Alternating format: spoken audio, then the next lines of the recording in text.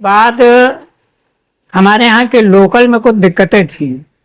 पहले हमारे माता पिता बाबा दादा सब जो है खाना खाते थे तो ठाकुर ब्राह्मण के दरवाजे से पतरी उठा करके घूर में उनके डालने जाते थे, ये नियम था।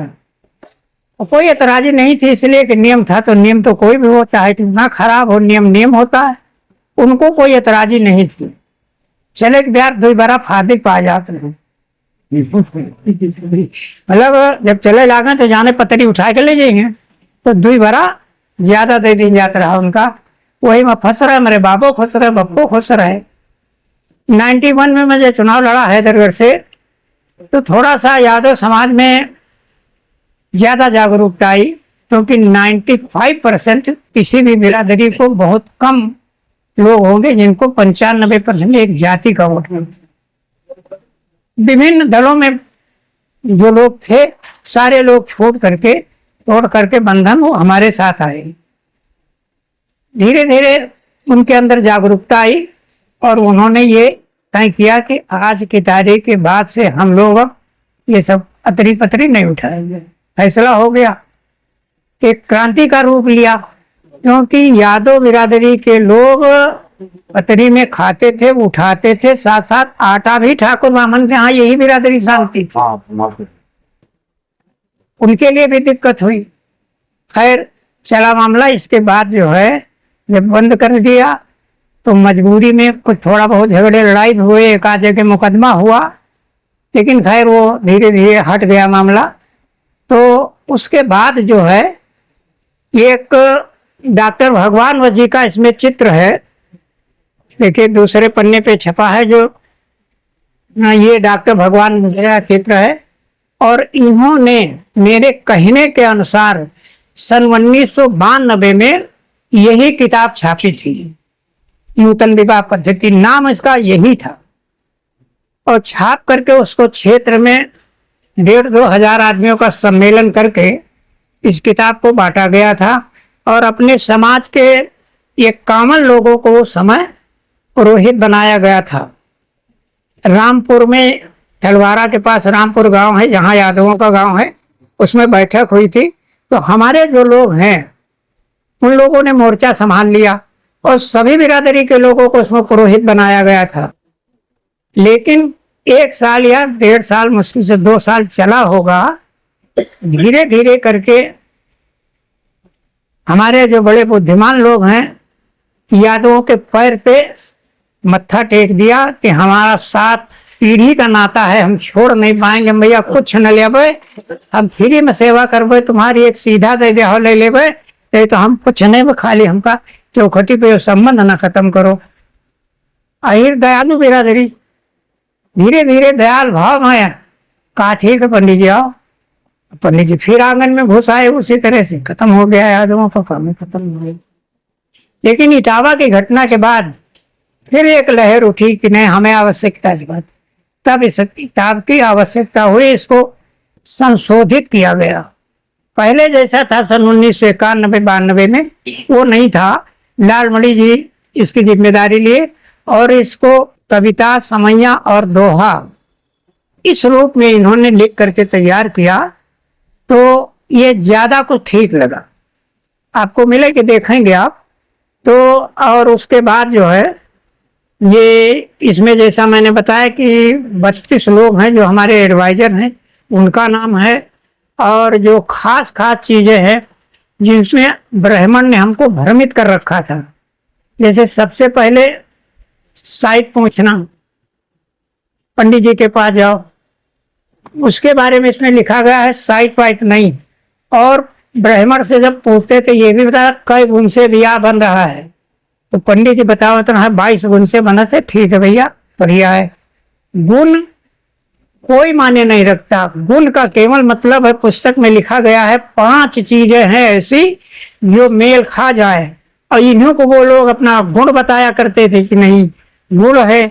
लेकिन इसमें लिखा गया है कि 5 चीजें ऐसी हैं जिसमें उम्र का जिक्र है, पढ़ाई लिखाई का जिक्र है, परिवार की समानता का जिक्र है, और बिजनेस व्यापार में समानता, इन 5-6 चीजें ऐसी हैं जिनका मेल खा जाए तो शादी किसी से पूछना नहीं चाहिए, शादी कर लेना चाहिए।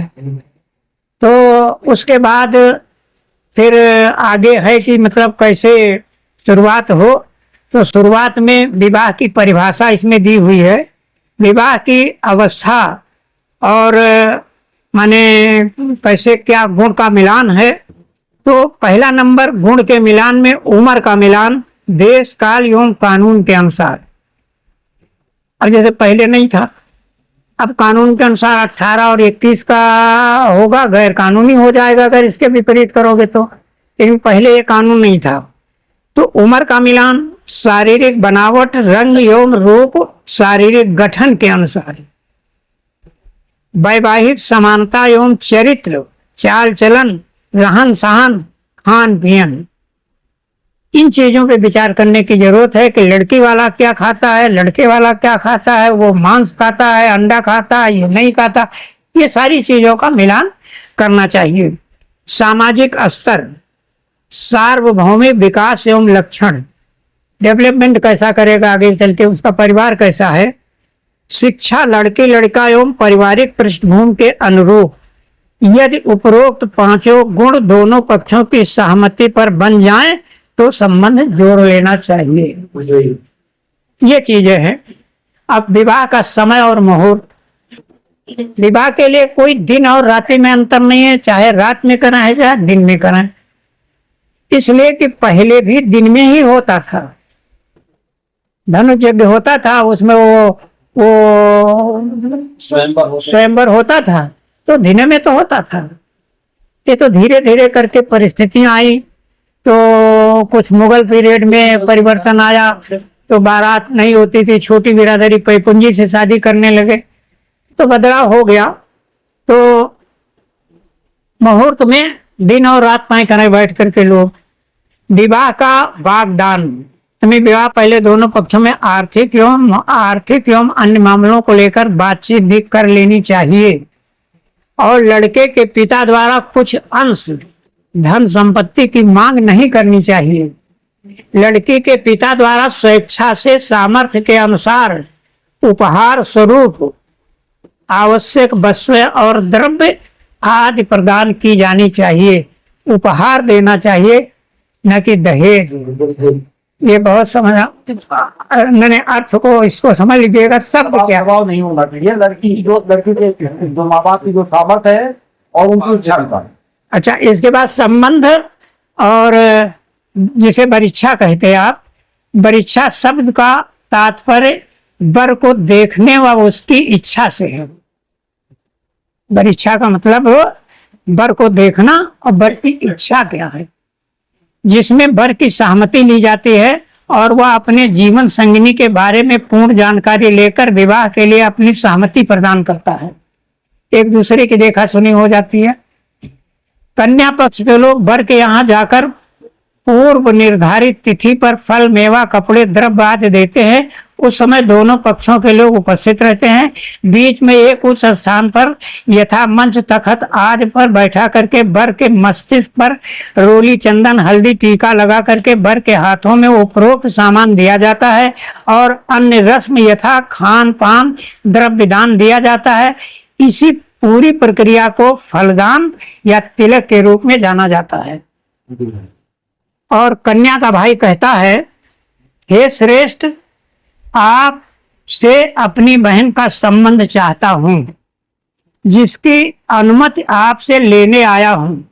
आप आशा ही नहीं, पूर्ण विश्वास है कि आप हमें अपनी सहमति प्रदान करेंगे। लड़की का भाई ये कहता है।